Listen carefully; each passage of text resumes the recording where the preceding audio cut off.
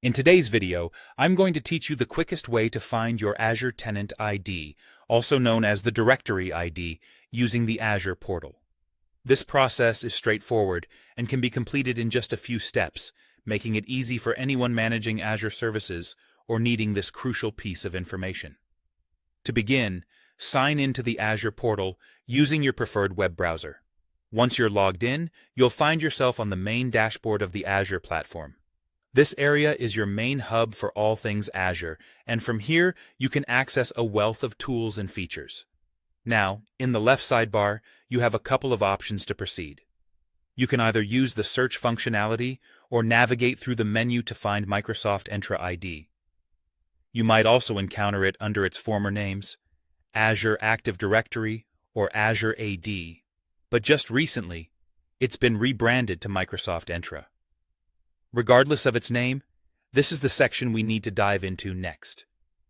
It's the central place for managing identities in your Azure environment. Click on Microsoft Entra ID to open up what is referred to as the Entra Blade within the Azure Portal.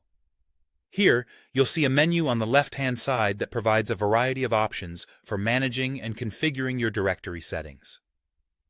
What you're looking for among these options is something labeled Properties. This section contains a lot of essential information about your directory that you'll need to know at a glance. Once you're in the Properties section, your attention should turn to a segment called Directory Properties. Now, this is where things get specific. You're on the hunt for a field that's labeled Directory ID. In some instances, it might still be referred to as Tenant ID, but don't worry about that. It's the same thing.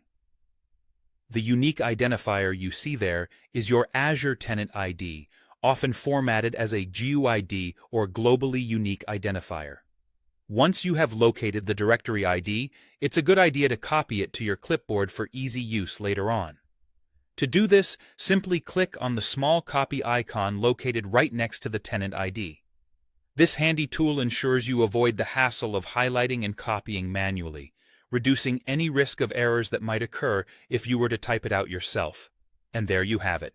By following these simple steps, you've successfully found your Azure Tenant ID through the Azure Portal.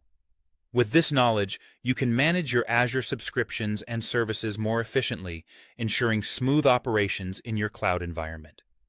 If you found this walkthrough helpful, remember to share it with others who might benefit as well.